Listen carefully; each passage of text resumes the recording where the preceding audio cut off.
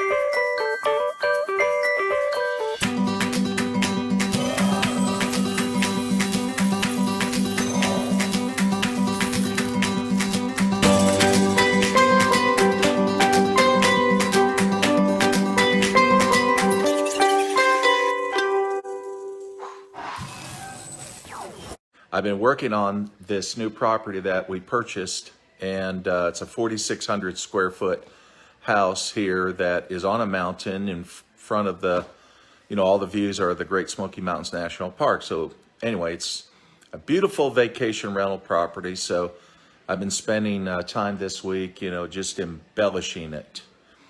And if you like hey, Kelly, how are you?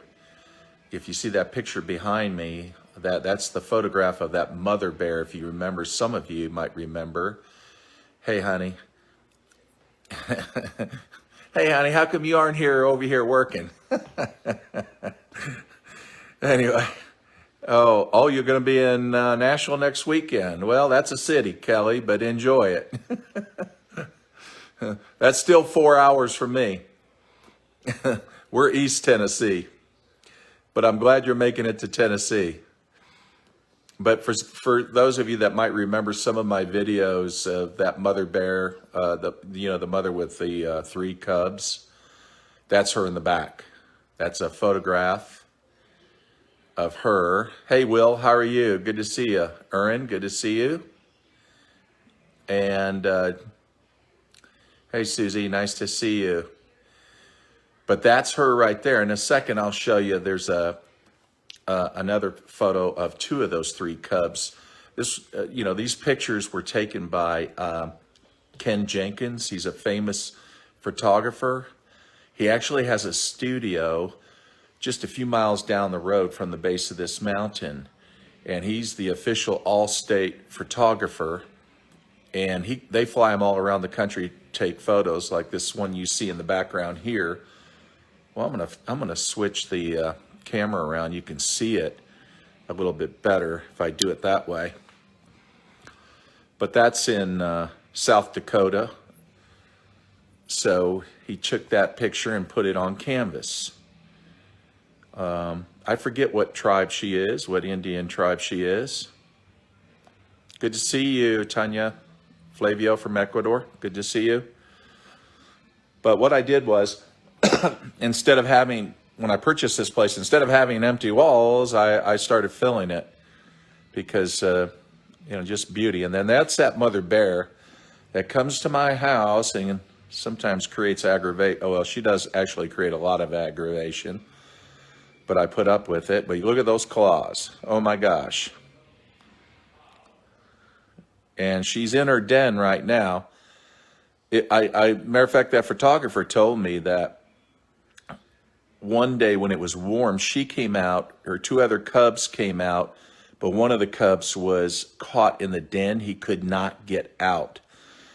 And this man he could see it from a distance. And so he got out of his car, went over there, grabbed the cub by its ears and pulled it out.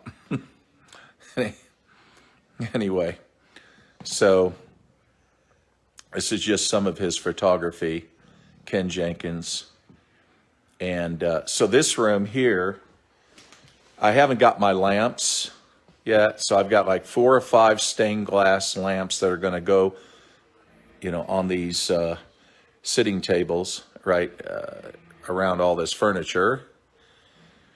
And, oh yeah, so the wolf, I love his wolf.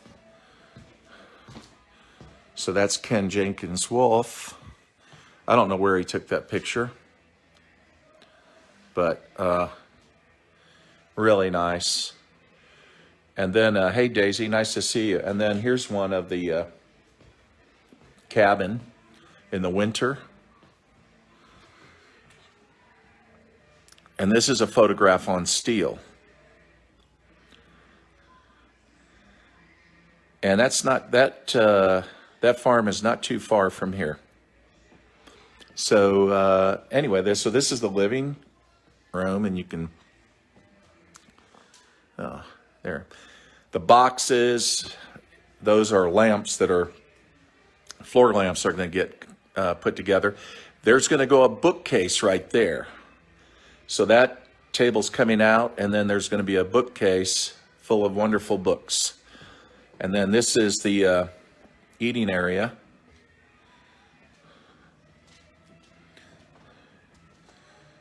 So this is a house that's meant for a, large group. It's got 5 bedrooms, 4,600 square feet. It'll sleep 13 people. And I got sort of creative this week, but here's some more of his photography, just to let you see. I've got 3 other pictures being framed right now. And that mother of 3, that's 2 of those 3, those cubs, not too long after they were born. So he got a very good photograph of those cubs. And anyway, I went to, Hobby Lobby, yeah. Picked up some things, okay? So, and then of course, coming into the kitchen, hey, how do you like the owl? Oh my gosh, isn't that incredible? That's an actual photograph that Ken Jenkins did of an owl. Beautiful, just beautiful. And how do you like my chickens? That was my idea. Again, I went to Hobby Lobby and found those, and I thought, oh, I know what I'll do with those shelves. Because there's not much you can do in a practical way with those shelves because there's not a lot of space. So it's like you need to put something there. And then I ordered some more things. How do you like my bread canister, utensils, my butter, sugar, coffee, containers? Marcus says it's cool. Oh, TJ, she loves that owl. And then, yeah. So nice kitchen. And it opens up. You can see that, I'll just open this up. So when there's parties here, it's a very, very nice oversized deck. Chairs you can't see, but straight out in the darkness is the Great Smoky Mountains National Park. And then I just had installed today outdoor speakers here. I don't know why they didn't have them before, but we're getting ready to bring in some new grills, cooking grills, another area to eat outside. But I put some outdoor speakers in it, which is really great. In the distance, you can see the game room. And there's a propane fire pit, even though I'm going to have a wood burning fire pit in the yard. This is right down the street from where I live, which is really great. So I can be here if they need me for anything. We'll go back in the house.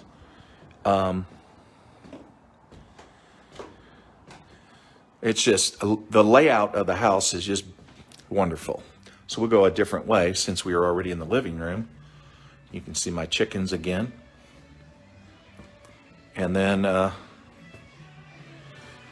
it has 6 bathrooms in this house. So, well, you can't see that. It's lights off. But anyway, that's another photograph of Ken Jenkins there. From Ken Jenkins. And that's South Dakota. And another one of his photographs on canvas that I put.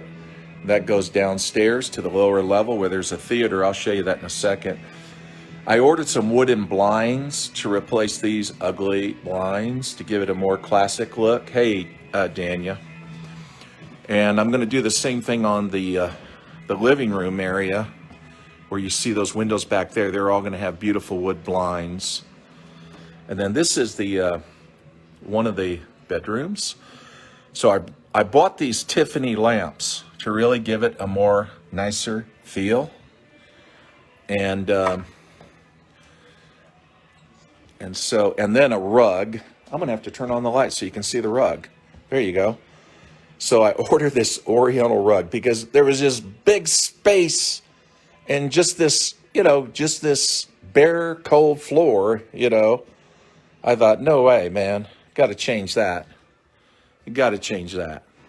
And I've got some beautiful artwork coming in. I'll let you see this. This is Pinot, and that is an original. Okay, it's what they call an embellished. Simply meaning he took a limited edition print, he signed it personally, and then he took his paintbrush and went over parts of it, which makes it valuable, very valuable and rare because he's gone. And actually this is another one of his works, and I have 2 more coming in, but it's hard to see because of the way the light is, because it's got glass in front of it. But he's got an incredible eye. But I've got 2 other pieces of art that I'm going to put on this wall, replacing those not so nice looking canvases. And then I've got Tiffany style tall stand lamps that are in those boxes that you saw. So anyway, just putting some touches on it. And then the bathroom here, nice shower. As you can see, hand shower, and then just a regular head shower. Nice.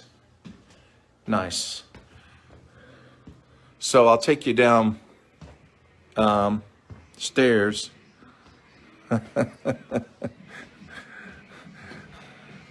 How's everybody doing tonight?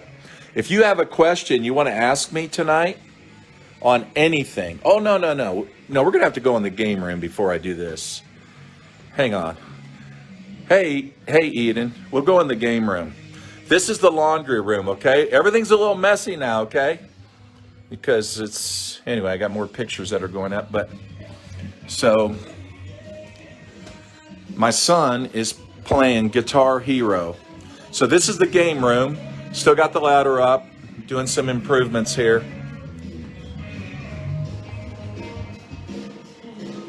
And we got Fast and Furious.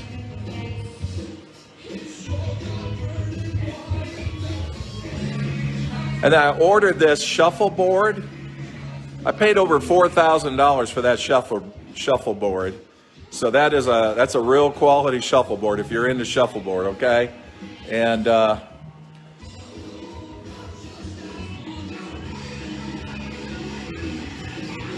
I put a stereo system in, and indoor speakers, outdoor speakers, they got those wired today. So we got music outside and inside. Let's see how Alexander's doing.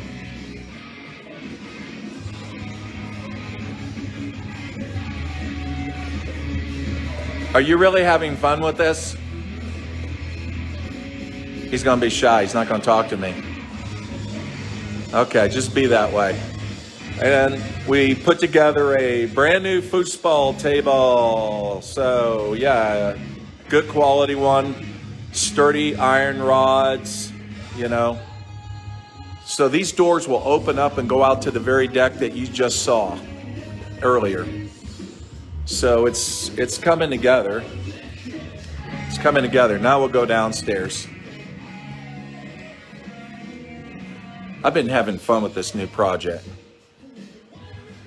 And I'm going to put a really nice oriental rug runner going down these steps. Because to me, it's just, you know, it could be better. And then coming down, there are 4 bedrooms down here. Again, this house sleeps 13. So this is the theater room. So the lights are on, so can't, when the lights are off, the picture's better, right? You have a fireplace down here as well. And then I'll just go from this angle here. So there's about 15 people that could actually watch a movie here. Yeah, I love the wood too, Eden. You can't see it, but these doors, they open up and go outside. I'm gonna have a fire pit in the backyard. Again, beautiful, beautiful yard that, you know, just incredible views out here. And this is for kids, bunk beds. Kids love bunk beds, right? So that's what we ordered some new bedding. And anyway, with, I don't know, dinosaurs, things that kids like, right? I'll go down this hallway. Man, I'm glad my Wi-Fi is working. Finally got it to work. And then more bunk beds. Oh my gosh. So another kid room. So we got 2 kid rooms. There's bathrooms. Like I said, there's 6 bathrooms. So plenty of bathroom space in these rooms. Can't wait to get that rug runner. And then, again, another bathroom. Have another bathroom. And then we have king beds here in the next 2 bedrooms.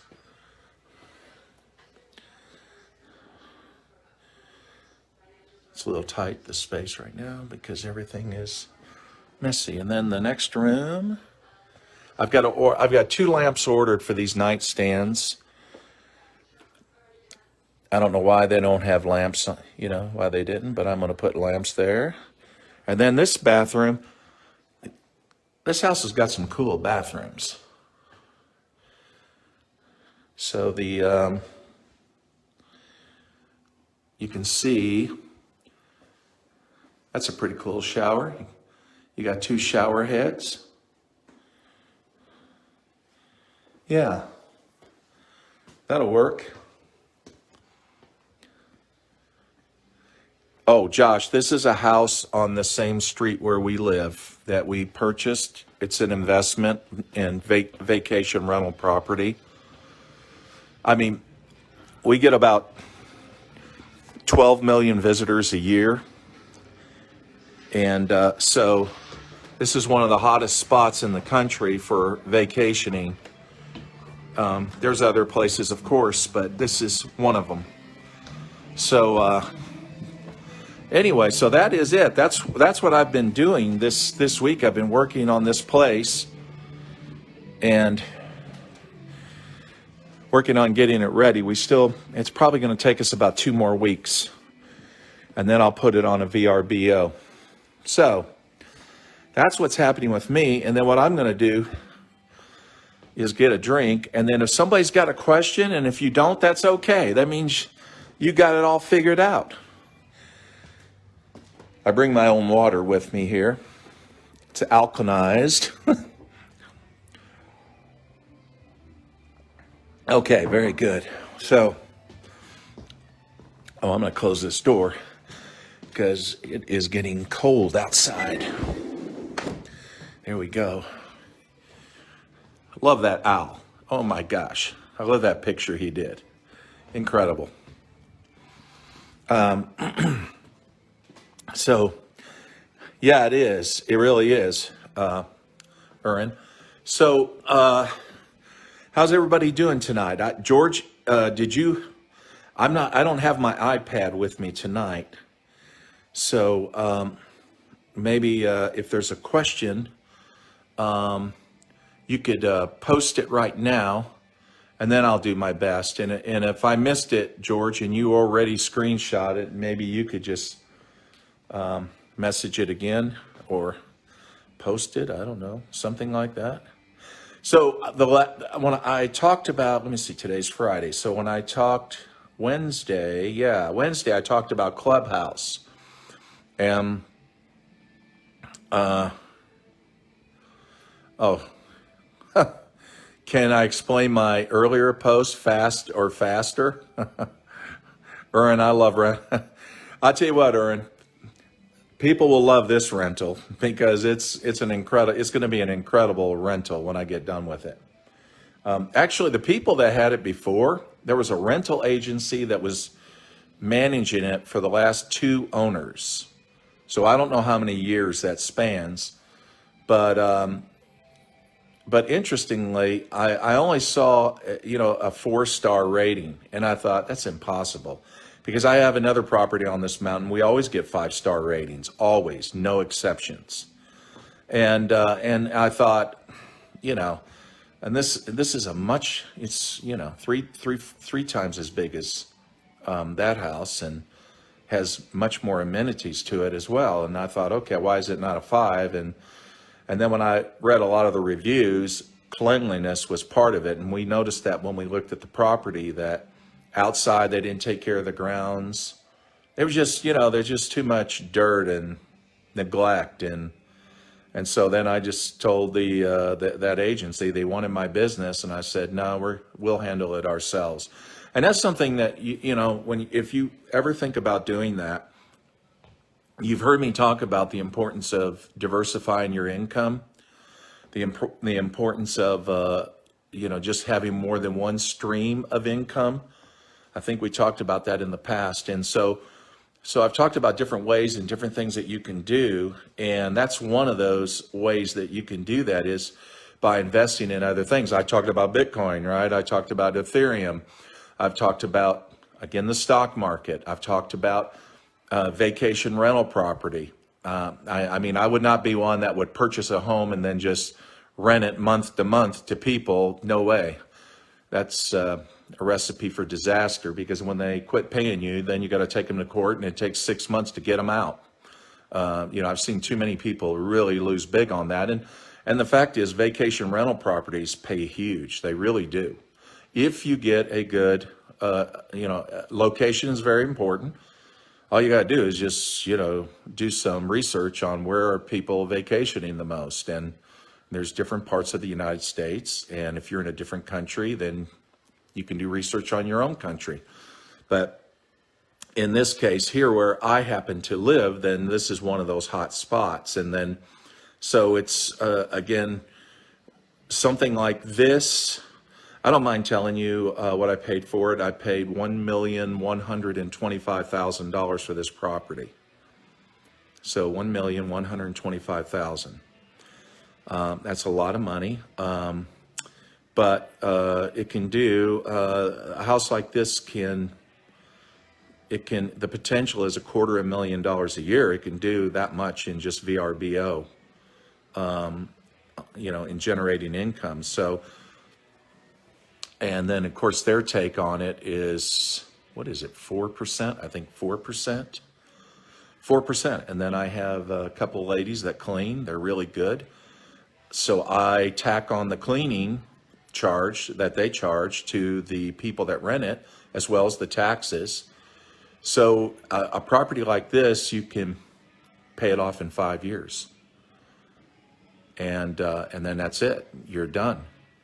So true story. So the other thing is that if Bitcoin keeps growing like it's doing, that investment I made for about 180,000, 180, 190, it was under two.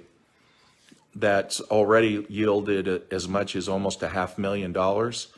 In a couple of months, I would cash that out and just pay the bank, and I already own this free and clear. And did that in 6 months, 6, 7 months, maybe, something like that. I'm just trying to open your mind that when you think about network marketing, look at all the different doors it can lead you to. And you never want your income just coming from your network marketing company. Really, seriously. You're welcome, Erin. So you don't, and if I did cash out and just paid this thing off, because I don't, that's some people, and I could change my mind on that, but I'm just one of these guys that I never like owing banks. Okay, matter of fact, I went 30 years and never went to the bank for anything because I always believed in paying cash for everything. Okay. A man taught me that a long time ago when I was young because he always had things. He always did well. And that's because he said, well, I never paid interest. Some people would say, yeah, but you could take that money and invest it in things and it's growing and, blah, blah, blah.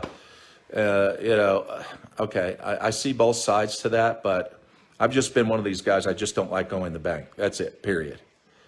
And yeah, I just don't like it. So I probably will do that. And even if I do cash out and get out of Bitcoin and Ethereum, I'll be right back in it as soon as your grandfather was like that too, Eden, was a smart man. I'll jump back in it as soon as I get out of it. I will. I'll pay a higher price for it. It doesn't matter because it's where it's going.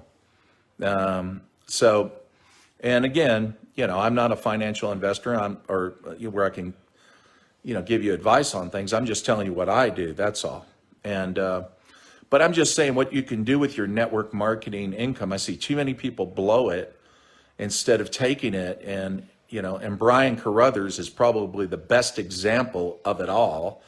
Here's a guy that when he sold real estate, he did network marketing as a side gig, and then every time he got paid, he always invested in. He invested into Apple and all these different companies, and made, of course, millions in the stock market. So it's just being diversified, wise with your money, understanding that.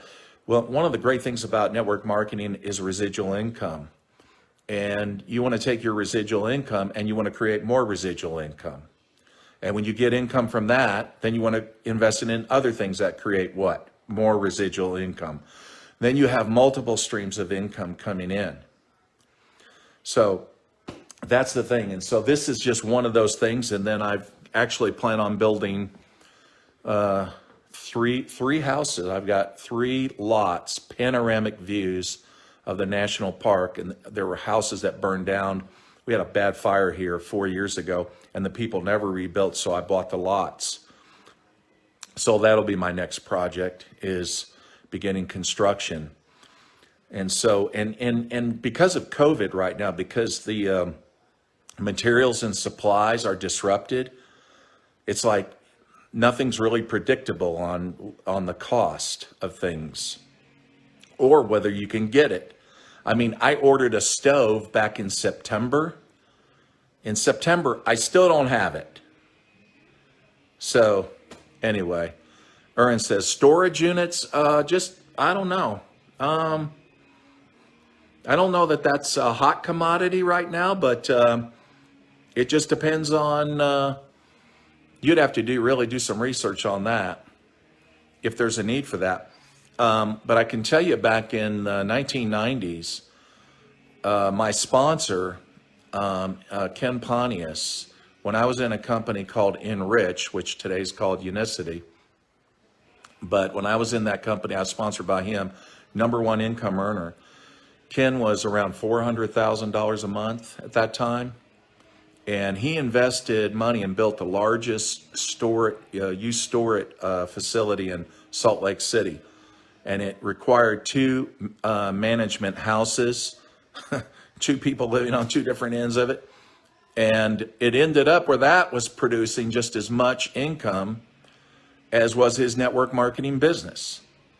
So he taught me a lot. Ken was very smart, very smart. And unfortunately, he died a few years later from a brain tumor. But man, he did teach me things. And that was the one thing that Ken taught me, is that diversify your income. So I learned that from him. Yeah, so anyway, so I just want to give you guys a shout out tonight. And I appreciate, Susie said, you guys haven't what? I don't know what Susie's saying. You haven't what? I'm just looking at that mother bear in my reflection here, boy. She comes out of that den this spring. She's a lot of work. She's a lot of work. Always getting on my deck. Always getting on my deck. I got to replace some of the woods because of all the scarring it's taken from her claws. Anyway, oh, the stove. No, I don't have my stove. No, of course not. It's been September, right? So that's the reason why. Help us learn how to close. Yeah. I think here's the thing. People think about 4 things when you're presenting, even though they may not ask it, okay? What is this?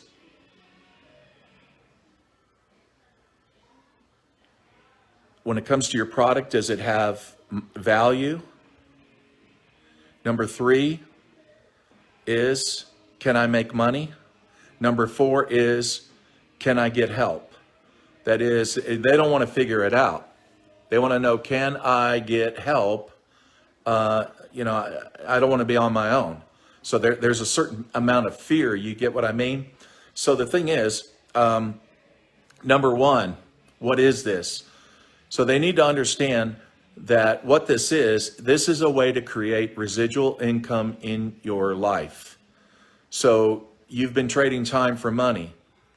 You do put some time into this, but you'll find out later on that you're getting paid when you're not putting time into this. And eventually, if you do it right, if you follow our system, then what's going to happen is that you'll be doing other things with your time that have nothing to do with this, and you're making more money. So they need to understand the concept of residual income. Of course, we've got great examples, right? People who are recording artists, right? They go in the studio, they record a CD, they record an album, whatever you want to call it. I don't know what you call it today, because everybody does downloads, right? But that's it. And Elvis Presley is making more money now dead than when he was alive. So is Michael Jackson. Of course, all that money's going to his mother, right? But the point is that they did the work once. They did the work once. So you get paid, not for what you do, you get paid for what you start. You get paid not for what you do, you get paid for what you start. And that's what I did. And that's what I did 22 years ago. When I started, I hit it hard for 90 days. And then after that, it just kept growing, growing, growing. And so I would do other things with my time, but I was actually making more money. So people, we have to open their minds to residual income. That's number 1. What is this? And then when it comes to your product, does it have value? What problem does your product fix? How does it create more value in people's lives? And you don't want to make it complicated. People in the health and wellness business do that because they want to get off into the science of their product. So again, it's like, I look at it this way. When a woman wants to buy a car, let's say it's a Mercedes. I don't know what kind of car you like, but let's just say it's a Mercedes, okay? She just wants to get in the car. She goes to the lot. She wants to get in the car. She wants to drive the car. She wants to experience the car. She wants to turn on the music, maybe the massage buttons on the seat when she's going down the road. But the salesman wants to talk about what's under the hood. She doesn't care about what's under the hood. She doesn't want to know what's under the hood. Frankly, I don't even want to know what's under the hood. So again, people make that mistake with their products. They talk about features instead of benefits. They talk about features instead of feelings. Features instead of, how this is going to help, your life be much more pleasant once you're using this product. So, and then going to the third part, and that is, can I make money? So a simple onboarding system that you have, and if it's on a video, and it shouldn't be more than 5 minutes long, 4 or 5 minutes, no more than 3 or 4 steps, keep it simple. Give them a simple action plan on what they have to do to make money. Even if it's only $300-400 their first month, okay. Even if it's $200, what's great about that is it tells them what's possible. And Susie said, that's how I buy a car, yeah. But it tells them what's possible. Because once they make 200, then they say, well, if I can make 2, I can make 4. And if I can make 4, I can make 8. If I can make 8, well, I can make $2,000. I can keep going. See, but we got to get the small win first. The small win, very powerful. And then fourth is, can I get help? And then you have to reassure them, hey, Susie, listen, I'm going to be with you all the way. So you're going to love this, and I'm going to love running with you. We'll have a lot of fun, and we're going to make a lot of money together. You go into it with that kind of an attitude, and then she's reassured that she's not going to be alone.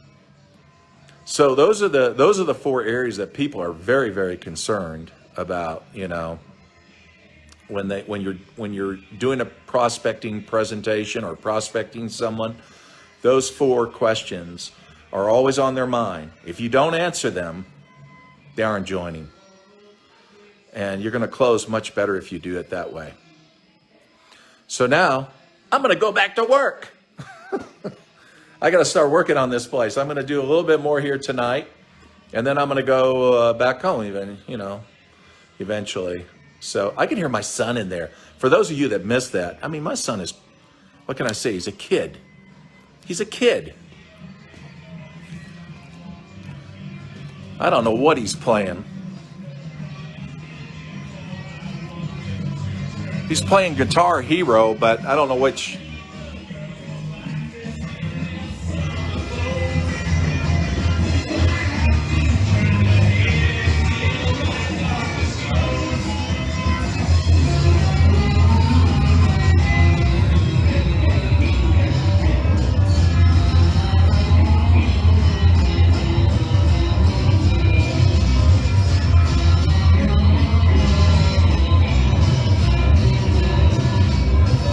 He's not going to look at me.